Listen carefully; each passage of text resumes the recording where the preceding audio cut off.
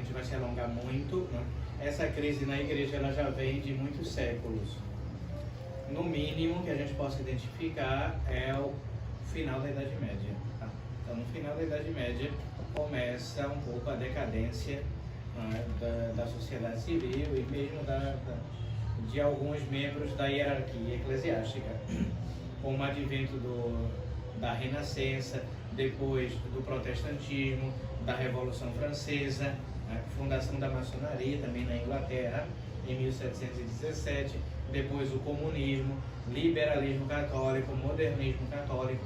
Então vocês já devem estar mais ou menos adentrados nesses temas, nesses conteúdos. Tá? Então vocês vão se perder. Tá? E a igreja está nessa situação que nós estamos hoje, graças a toda essa série de processos e de problemas. Também, especificamente com o Papa São Pio X, ele condena o modernismo, que é uma ideia, né, mas que já havia se introduzido no seio do clero católico. Essa encíclica Pascendi, que é de leitura obrigatória, de estudo, do Papa São Pio X, né, lá ele vai identificar o que é o modernismo, né, e mostrar que essa doutrina é um compêndio, um resumo de todas as heresias. Então, vários padres foram condenados por São Pio X. O primeiro deles chama-se Loisy, um sacerdote francês, que foi um dos cabeças disso daí, mas tem vários outros, Teilhard, Chardin também, né? E depois muitos que estavam presentes no Concílio Vaticano II. Né? Calvin, Henri de Lubac, Chenu, Ratzinger, né, e tantos outros que fizeram o Concílio Vaticano II, todos eles eram ditos modernistas, né, queriam essa mudança da religião, do dogma católico, né, um evolucionismo, como dizia o Teilhard de Chardin. Então tudo isso fez muito mal à igreja, mas veja, já em 1908, 1909, São Pio X começa a dizer que há uma infiltração na igreja desses inimigos. Os inimigos já não estão mais fora, como os hereges protestantes, os cismáticos, seja lá quem for, mas não, esses homens perversos estão dentro da igreja. Tanto é que o Papa São Pio X vê que essa infiltração já está bem clara dentro da igreja. Ele pede para que todo padre, antes de ser ordenado, faça um juramento chamado juramento antimodernista. Então, todo padre, para ser ordenado padre, tem que rejeitar, execrar o modernismo de Satanás, senão não pode ser padre, isso oficialmente. Então, para você ver como estavam as coisas já na época de São Pio X, esse juramento antimodernista, todos os padres, bispos, faziam até o Concílio Vaticano II. Depois Paulo VI aboliu isso. Paulo VI aboliu tudo. Aboliu a missa, os sacramentos, sacerdócio, tudo. Foi o agente de Satanás na igreja, foi Paulo VI. Foi o grande infiltrado, né? O grande rabino. Isso para não falar outras coisas dessa pessoa, essa personalidade. Vamos chegar lá. Então, o que acontece? A igreja tem um inimigo já de séculos. O principal, de fato, inimigo da igreja, o pior de todos é Satanás, Lúcifer. Né? Ele é que quer destruir Cristo, a igreja, a religião e as almas. Né? E ele já sabe que o tempo dele está curto, então ele quer perder o maior número possível de almas. Por isso que nós vemos hoje o mundo inteiro nas mãos do maligno, do demônio. Né? Ele urdia uma teia muito extensa e difícil de sair, está todo mundo aí agarrado aí com essa coisa diabólica aí, com essa influência diabólica no mundo. Mas um outro inimigo também inspirado por Satanás é o judaísmo. Então os judeus mataram a Cristo, foram eles que crucificaram Nosso Senhor, são conhecidos como povo deicida, aqueles que mataram seu próprio Deus, e eles vêm maquinando contra a igreja até hoje. Então os judeus, como eles não aparecem nessa luta, eles saem criando outras seitas, sociedades secretas. Por exemplo, a maçonaria foi fundada pelo judaísmo, o Islã vem do judaísmo, o comunismo vem do judaísmo, o protestantismo vem do judaísmo. Né? Tudo que vocês imaginarem de ruim, o ateísmo, é como se fosse um polvo com vários tentáculos. Né? Essa é a definição do judaísmo. Então, eles que começaram esse processo de, como eles não conseguiram mais, de fora, destruir a igreja, tenhamos essa ideia, como se fosse um castelo, uma fortaleza, né? E ali atrás estavam os santos, os doutores, né? Os papas, a doutrina católica, e ninguém conseguia transpor esse muro, né? Essa muralha que era a igreja, a religião. Então foi bombardeado, atacado de tudo e não conseguiram derrubar essa fortaleza, né, da igreja católica. Porém, né, de tantos ataques, esse muro começou a abrir algumas frestas, né, e aí foi passando os inimigos por essas brechas, né, e eles começaram a se introduzir, né, se disfarçar, se camuflar de católicos, mas na verdade eram inimigos da igreja. Por exemplo, então, famílias de maçons, rabinos, né, judeus, e protestantes, comunistas, ateus, pegaram seus filhos e mandaram para os seminários católicos. Né? Então, eles foram crescendo ali, foram se formando, foram estudando nos seminários, nos conventos, depois foram chegando a outros postos, como bispos, cardeais, com essas ideias maçônicas que recebiam em casa, né, dos pais ou de seus líderes espirituais. E começaram a pregar essa revolução dentro da igreja, vestidos de padre. Por isso que você vai hoje numa paróquia, por exemplo, numa igreja, e você chega lá, o padre está falando Lula livre, PT, comunismo, sei lá, futebol, política, qualquer coisa errada, menos catolicismo, ecologia, nova era, espiritismo, qualquer coisa. Né?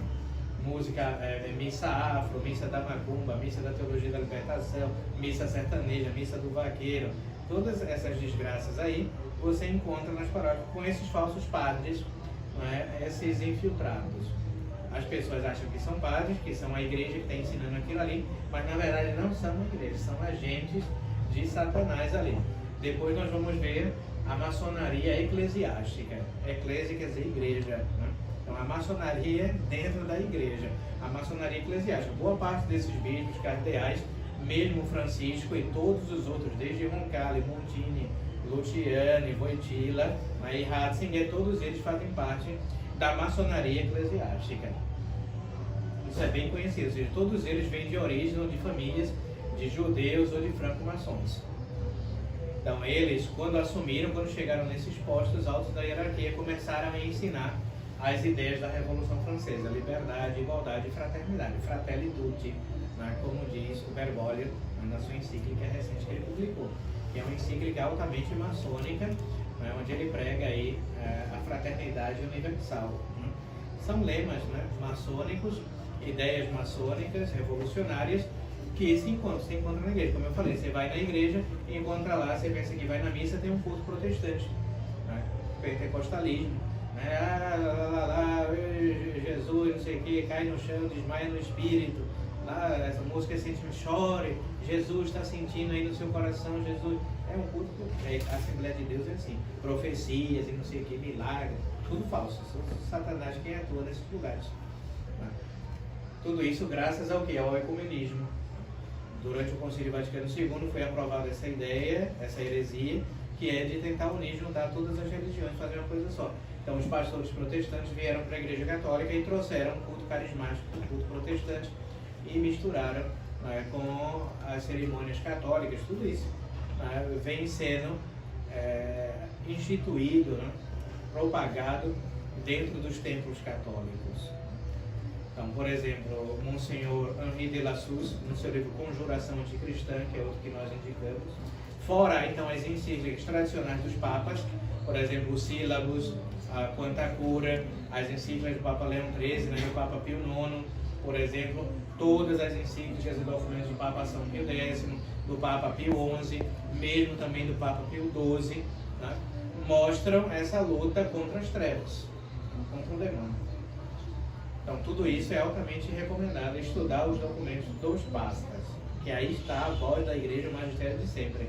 Então a igreja durará até o fim, né, graças ao seu magistério de sempre. O ensinamento será o mesmo até o fim do mundo. As portas do inferno não prevalecerão contra a igreja. A heresia, o cisma, né, não prevalecerá na igreja de Cristo até o final dos tempos, graças a esse magistério perene, esse ensinamento constante que vem de Cristo, dos apóstolos, né, dos papas.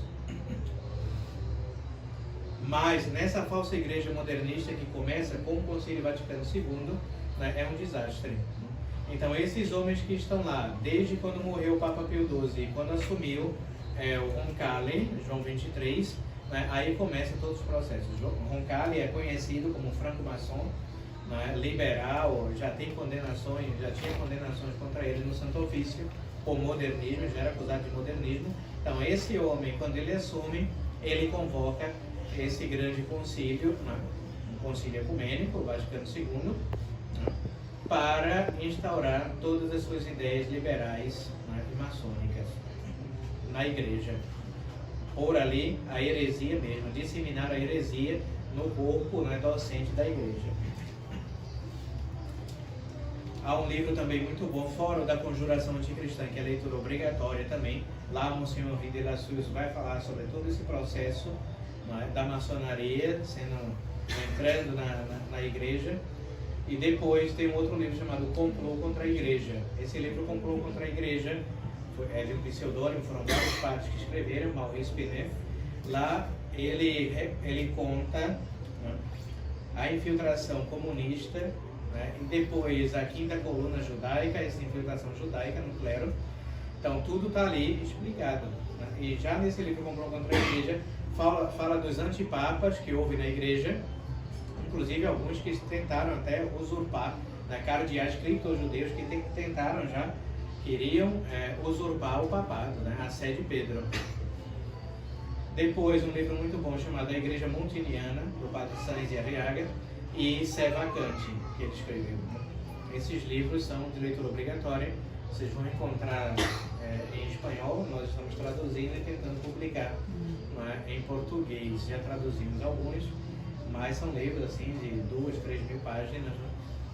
Então demora um pouquinho para ser traduzido. Todos eles têm mídias digitais ou não? Não tem. Só físico mesmo. Então são livros raros, esses livros foram proibidos, né?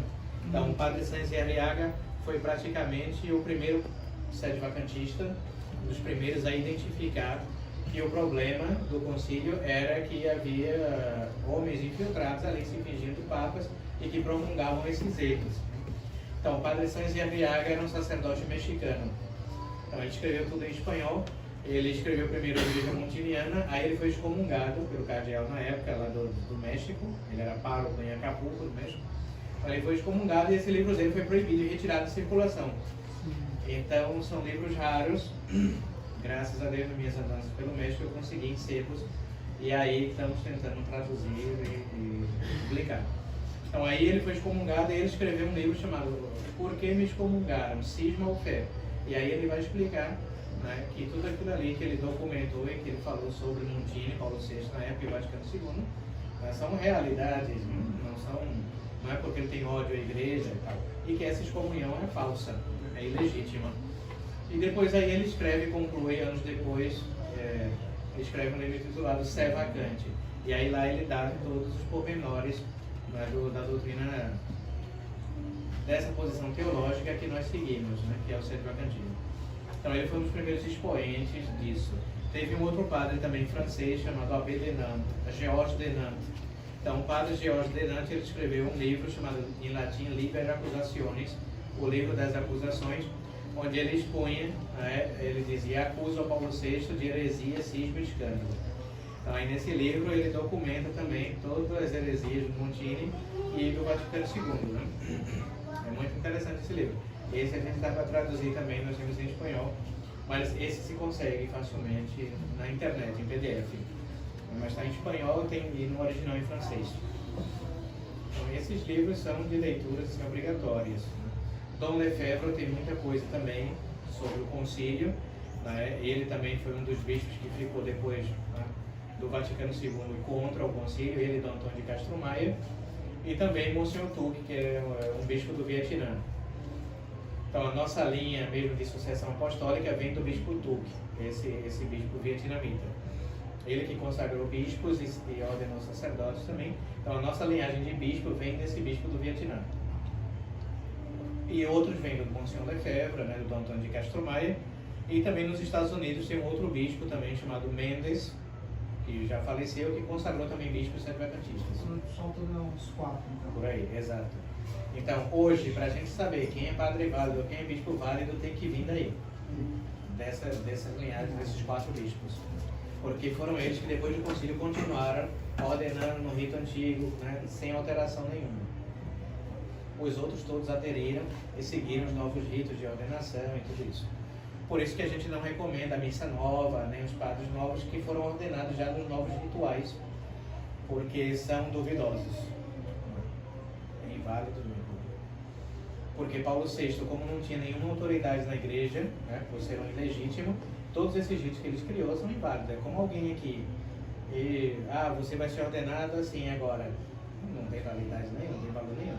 Paulo VI também não tem autoridade nenhuma, nem João XXIII, nenhum desses. O Henrique VIII excomungando o Papa lá. Isso, exatamente, não vale nada, não tem nenhum sentido. Então, e esses modernistas aí seguem a mesma linha.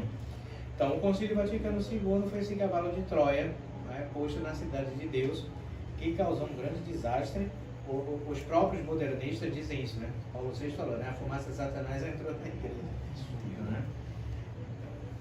Ele mesmo sabe disso. Ele que foi que fomentou isso. Ele, né? Então essa crise já vem já há 60 anos na igreja. Então muitos padres, muitos bispos, né, se opuseram, se opõem até hoje a isso tudo, né? Mas nós somos, infelizmente, a minoria, né? A maioria seguiu essas ideias revolucionárias. Então os padres tiraram as batinas, né, casaram, apostataram. São esses padres aí que fazem show, que vocês estão vendo, padres escandalosos, gays, pedófilos, homossexuais. Essa é uma outra infiltração também, né, que houve na igreja. Então, para desmoralizar a religião, essas pessoas, vários grupos, inclusive vindo do anglicanismo, eu li isso recentemente, então, vários, entre aspas, sacerdotes ou padres anglicanos fingiam que tinham se convertido à igreja católica. Então aí recebiam cargos, paróquias nas igrejas, né, eram reabilitados, porém todos eles envolvidos com escândalos de pedofilia, homossexualismo, vários escândalos, e propagavam isso na igreja. Então, por exemplo, esses escândalos que aparecem na televisão é tudo também homossexuais infiltrados, pedófilos, tudo para desmoralizar, né, a instituição da igreja católica. Fora esses outros falsos padres aí, né, dançarinas, bailarinos, cantores, que tem por aí. Então é um trabalho de séculos desses inimigos da religião para desacreditar, destruir mesmo a igreja, né? E como eu digo, o problema principal é que eles agora que estão aí nas igrejas, nos templos, no Vaticano, na sede de Pedro, né? Então daí a nossa posição, sede vacante, né? Ou seja, o trono de Pedro, né, está vazio, vago, não tem ninguém ocupando lá. Ou aquele homem que está lá, não é, ocupando, não é legítimo, não é verdadeiro, né? É um falso, é um usurpador. É que o Frei Diabo fala muito isso aí. Isso. Eles não são legítimos. Por que eles não são legítimos? Aí a gente vai. Ou porque a eleição desses homens não valeu. Então, o Padre Sanz Arriaga, diante de toda essa situação de crise do Vaticano II, toda essa bagunça, ele diz só há 2 opções para isso, né? Então, ou esses homens que estão lá, né, no trono de Pedro, Roncalli, Montini, né, esses outros, ou eles nunca foram, a eleição deles nunca foi válida, então eles já eram hereges, como diz o Papa Paulo IV. Então essa é de uma leitura obrigatória também, chama-se a bula do Papa Paulo IV, chama-se Cum Ex Apostolatus Officio. Que é o que todo mundo, quando vai tentar rebater o sede-vacantismo, acusa que ela foi abolida, né? Que não existe, todo mundo acusa isso. Isso, exato. Aí quem te diz isso, né? Então essa bula foi abrogada, Abrogada. Prove, né? Quem que abrogou? Quando, né? Então como é que um Papa pode estar contradizendo o outro, né? Essa própria bula aí diz que aquela bula de Paulo IV é válida para sempre. A própria bula diz isso. Deve estar em vigor para sempre, né? E está também no direito canônico, como fonte. Se você pega o direito canônico, você próprio nos vídeos lá, que eu fiz sobre o sede-vacantismo. Então, você chega lá, perda do ofício, né? Quando um Papa pede o ofício, ou quando um clérigo dele pede ipso facto o seu ofício na igreja, aí ele diz lá as opções e tal. Quando, por exemplo, alguém apostata da fé, um padre, um bispo apostata da fé publicamente, como é o caso desses malucos aí, são apóstatas da fé. Então, o que acontece? Eles perdem o ofício, o cargo deles na igreja, automaticamente, sem nenhuma declaração. E aí tem lá a nota de rodapé, conferir a bula do Papa Paulo IV. Aí você diz, então, você está abrogado, como é que serve de referência aqui? E no direito canônico. Então, está no direito da igreja, promulgado por São Pio X, né? Bento XV, São Pio X. Então, a bula do Papa Paulo IV, lá você vai entender claramente, Paulo IV é um santo, né? Então ele já deixou tudo lá, né, o que deve ser feito. Então ele disse, se um herege tentar ser Papa, mesmo que os cardeais elejam ele, que tem a maioria dos votos, tudo, a eleição dele é inválida. Ou seja, então a primeira opção é isso. Talvez esses homens nunca foram, né? Nunca chegaram a ser papas legítimos, de verdade, né? São falsos. A eleição já é viciada a eleição deles. Eles nunca foram eleitos canonicamente. Natimorto. Isso, já nasceu errado. Uhum. Ou a segunda opção, diz o Padre Sanz, é que, bem, talvez eles possam de fato ter sido eleitos, papas legítimos, mas por ensinar a heresia, ou por favorecerem a heresia de algum modo, né, ajudarem nessa destruição da igreja, eles perderam a autoridade, perderam o ofício. Só há essas duas opções para eles. É a tese que é fundamentada por São Roberto Bellarmine, né?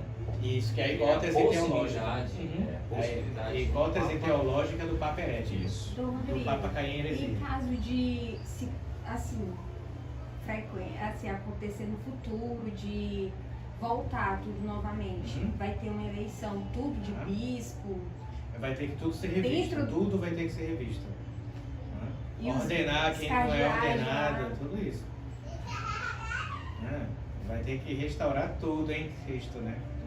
Instaurar o homem em Cristo, diz Deus. Tudo vai ter que ser restaurado. Você acredita que há essa possibilidade, que a gente, ou não? É só um milagre mesmo, né? Só se Deus quiser. Uma espécie de volta à cristandade. Eu vou falar um pouco sobre isso depois, exato. Porque tem muita gente que acredita que o que a gente pode estar passando é uma crise. É uma Como crise. já houve na igreja. E depois pode vir Papa bom. Então, o problema é o seguinte, é que nós não sabemos em que parte da história nós estamos. Por exemplo, se a gente estiver no fim do mundo, então não tem restauração, vai acabar. Entendeu? Não tem sentido se restaurar para acabar. Certo. Agora, por exemplo, se não for o fim do mundo, a gente ainda está no meio, isso é só uma crise. Aí vai se restaurar, ainda vai durar muito tempo, muitos anos, até começar tudo de novo para chegar no fim. Então, muitos acham que nós estamos nesse desenvolvimento do fim. Por isso que está acontecendo toda essa loucura.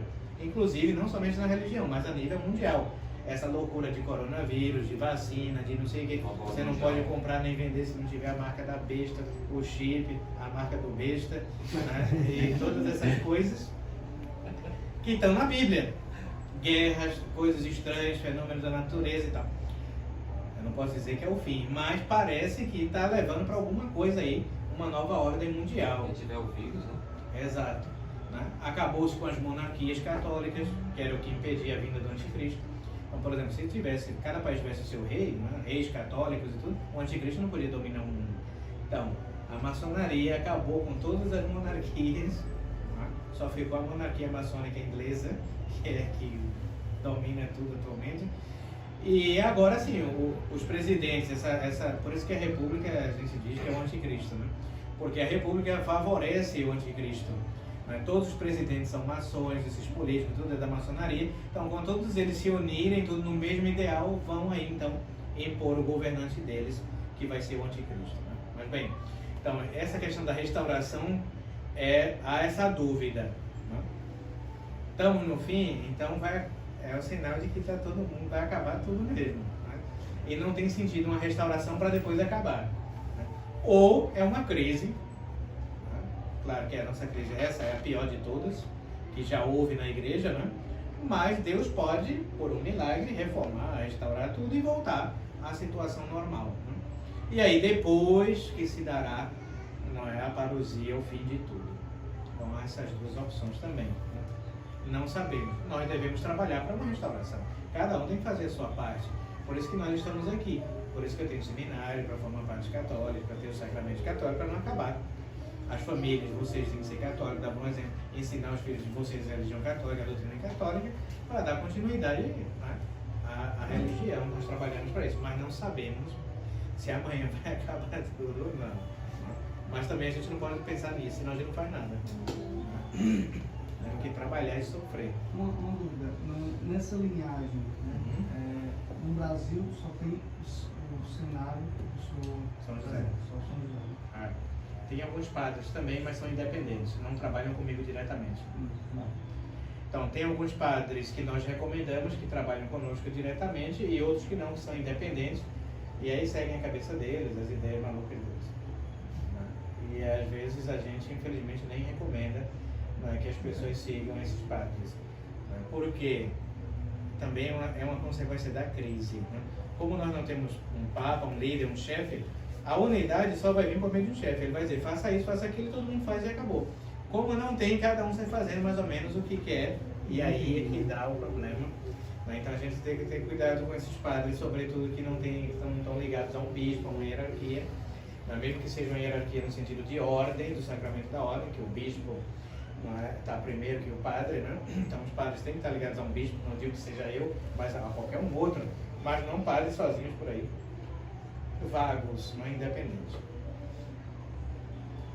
Então há essas duas possibilidades, ou que eles nunca foram, ou que um dia chegaram a ser e perderam o ofício. Tá? Então por isso que nós dizemos que a eleição desses homens. Então, nós não acreditamos na segunda opção, ou na hipótese, né, que diz São Roberto Bellarmino. A tese é que um Papa nunca erra em matéria de fé e moral.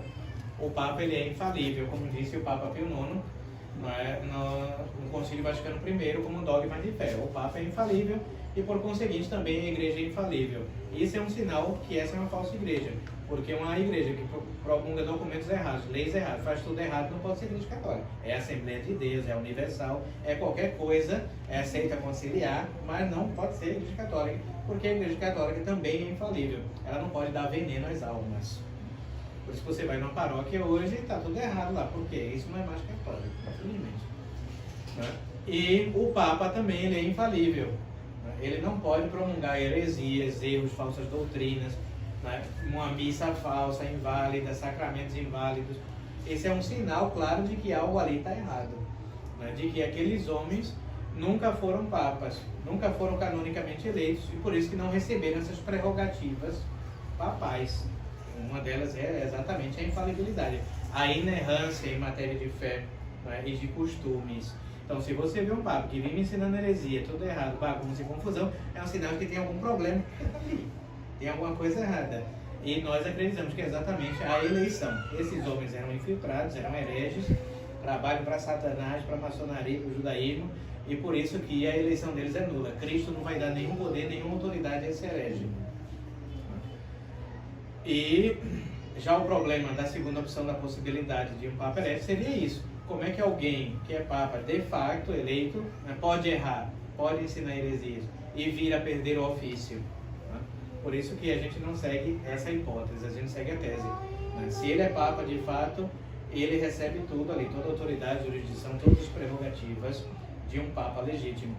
E como o senhor prova isso? Na história da igreja, tivemos 200 e tantos papas, 260 e poucos papas, 260 papas, né? Nenhum deles fez essas palhaçadas que faz o Bergoglio, que faz João Paulo II e qualquer um dos outros.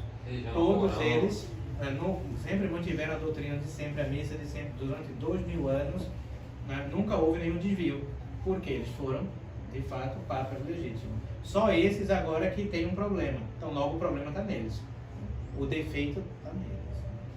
Por isso que a gente não segue esses homens, não recomenda, não aconselha durante toda essa crise da igreja. Ou que Cristo resolva de alguma forma, né? Acabando com tudo isso, vindo para que ele destrua tudo isso. Ou que um dia alguém que apareça aí teria, por exemplo, agora morreu o Bergoglio, né?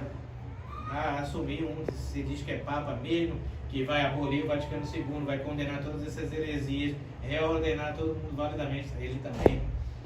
Se houver tudo isso, aí é um sinal de que talvez a providência está agindo de alguma forma. Mas se não, vamos ter que ficar aí na luta como nós estamos até hoje. Até como carona no tema, o livro do Apocalipse fala de que o anticristo, nós estamos falando desse tema escatológico, o anticristo ele será precedido de um falso profeta. Né? Fala de um falso profeta. E nós sabemos que profeta aí geralmente na linguagem, né, deve ser alguém que anuncia Deus, guia, né? para o catolicismo, na esperança de herdar o céu. Então será um falso profeta. Será que nessa imagem, só um questionamento, essa ideia do falso profeta não seria um falso papa? Um falso papa? Há essas hipóteses também, né? É ruim a gente afirmar essas coisas sem de fato saber, Sim. né? Mas o que indica seria isso, não é? Eu indico um livro que o Diogo traduziu, são conferências do Cardeal Manning. O Cardeal Manning escreveu algumas conferências sobre esses temas escatológicos, apocalípticos e sobre essa questão do anticristo. O Diogo, acho que vende, chama-se O Papa e o Anticristo.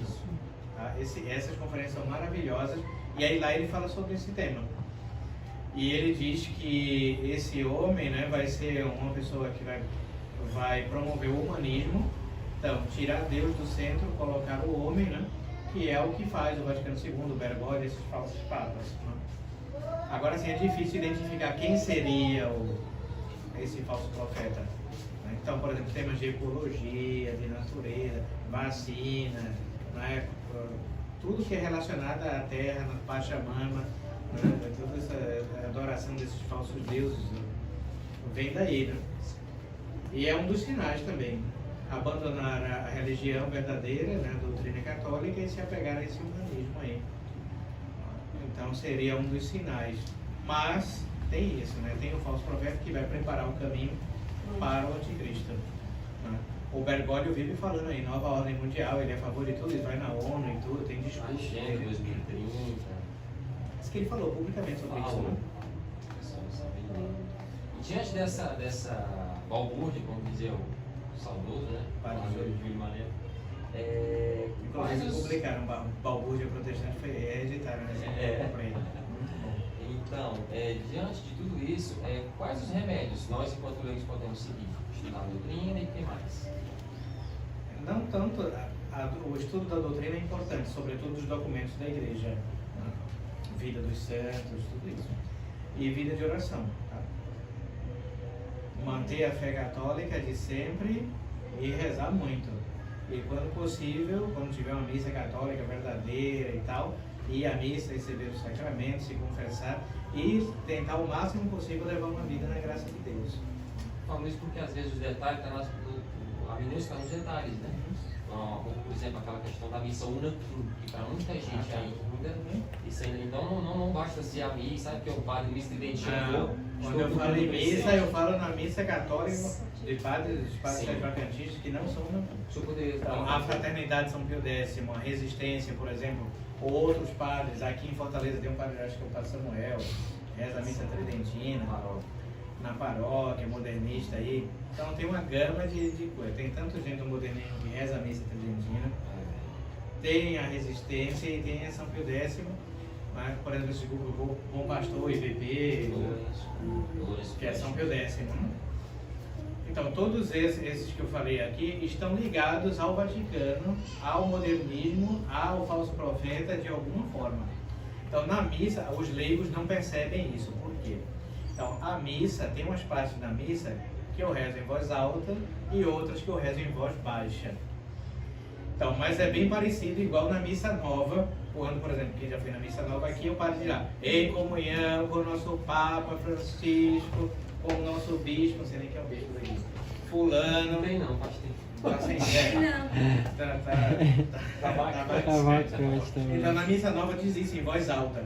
Nós dizemos isso em voz baixa, né? Em comunhão com o Papa, então, né? A gente diz o nome do Papa ou o nome do bispo.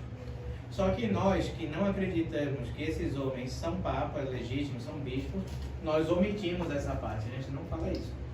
Mas esses padres na missa eles falam isso, tá? Em voz baixa. Em comunhão com o Papa Francisco, com o bispo daqui da diocese e tal. Então, nós dizemos que não sigam esses padres, porque essas missas são missas também cismáticas ligadas a essa igreja, não é, do Vaticano II, do Bergoglio. Então, quem está ali também está em comunhão com o que o padre está dizendo, rezando, né? Está em comunhão com aquela igreja modernista. Nós temos que procurar os padres, de fato, que não têm nenhum contato, nenhuma ligação com essa falsa igreja do Bergoglio. Porque muitas vezes nos sermões que eu participei, eles atacam dito modernismo, Uhum, atacam sim. o Bergoglio, atacam Tudo direitinho. mas nesses momentos, Eles acreditam, tem se todo você um está em qualquer coisa, você reverência. acaba consentindo com tudo aquilo É, que quem está tá ali é porque é daquela mesma linha. Então, é um perigo para a alma, então. É um perigo É. para a alma participar desses. Então, a São Pio X, uma resistência a esses outros, essa igreja modernista, é igual a igreja sistemática grega, russa, ortodoxa, por exemplo. Mas por mais que às vezes sejam válidos os sacramentos, mas não conferem a graça. A doutrina herética também, que é de rebeldia contra o Papa, contra a igreja, eles pegam contra tudo isso, né? Que para eles é a igreja, né? Então você ali não vai receber, pode receber os sacramentos, se o padre é válido e tudo, mas não vai receber as graças do sacramento. O senhor tocou no assunto, e inclusive lá nos meninos, nós chegamos a frequentar o pessoal lá do Lourenço, né? Tinha uma missa aqui no mês, 2 vezes no mês. Uhum. E lá, logo após, né, na parte da tarde, tinha uma catequese, um momento lá de catecismo, uma parte da instrução.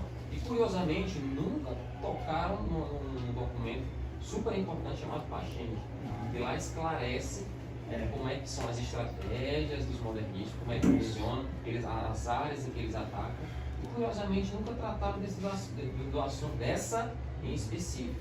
Eu acho que é justamente por causa disso, porque você lendo ela, você estudando ela, você consegue identificar o modernismo, né? mesmo camuflado no meio tradicional. Sim, acho que é por isso que não toca. Eles nunca vão estudar a bula do Papa Paulo IV. Inclusive nas catequeses, tem às vezes uns sermões lá, às vezes no momento que não tem missa, no dia que não tem missa, reúnem essas pessoas e eles fazem lá uma pequena partilha do Evangelho, né, do sermão, ele lê o sermão.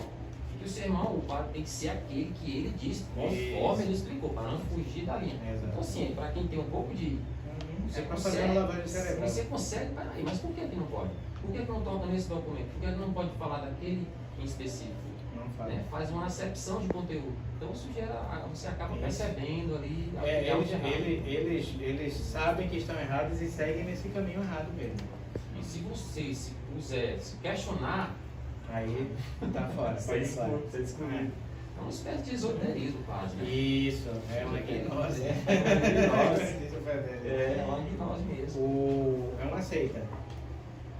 Esses grupos são todos seitas.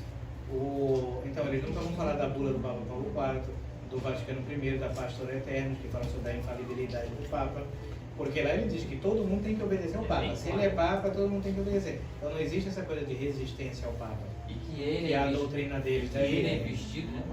Ele é investido de toda autoridade. Toda autoridade. Não tem jurisdição, é válido, mas não tem jurisdição. Eles não fazem essa divisão, essa segregação. O padre Caldeirão e a fraternidade fala de magistério liberal, dos papas, então. Isso é tudo que eles inventaram, tá? Isso não é doutrina da igreja, coisa nenhuma. Isso é tudo heresia do padre Caldeirão, do Carlos Moreira e toda essa gente maluca. Da São Pio X, né? Dom Lefebvre também criou. Então, Dom Lefebvre acusa o concílio, né? Para ele é o concílio que tem heresias, que tem erros, ele não tem que seguir o concílio. Tá, mas quem fez o concílio? O concílio apareceu assim, de nada. Quem aprovou essa palhaçada? Né? Então, é quem tem a culpa. Mas eles não chegam, eles têm medo de chegar nessas conclusões, né, que vai levar até a questão do Papa. Né? Eles demonizam o celibatismo como se fosse um câncer. Eles demonizam. Se você. Não, eu digo. Lepra. Eu digo porque eu vim desses ambientes e quando você quando via, falava em selibatismo, você já cortava, você não ia mais. Ixi, selibatismo, você já não ia bem. Então, Criava uma barreira. foi formado assim também na Criava uma barreira. Existência de São Pio X. Então, e como eles chegaram primeiro aqui no Brasil, aí pronto, a hegemonia deles, aí eles saíram denegrindo todos os outros. E, por exemplo, eu tenho até vídeo meu na época da Resistência falando contra o sede-vacantismo, falando a favor do livro do professor Nogueira, do Papa Herético e tal. Porque a gente é tudo formado bitolado com isso. Se você pegar aqueles vídeos, não tem lógica, não tem sentido nenhum, tá tudo errado ali. Eu já me refutei aí várias vezes. Auto-refutação. Sim. Na época que eu acho que era diácono, subdiácono. Sim, diácono. Aí é só bobagem. A gente aprende, é igual papagaio. Mas você vê, não tem referência nenhuma de nada. Você fica ali, eles dizem aquilo ali, você sai vomitando e repetindo. Eles vão sempre falar sobre o pai bêbado, o papa é igual ao mau pai, o pai bêbado, essas coisas.